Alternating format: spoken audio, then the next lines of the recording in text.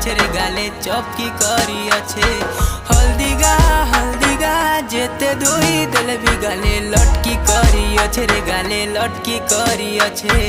तिरछी नजर मारी रे चेहरा देखी करी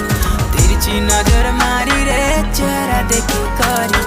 नहीं जा बोल खसी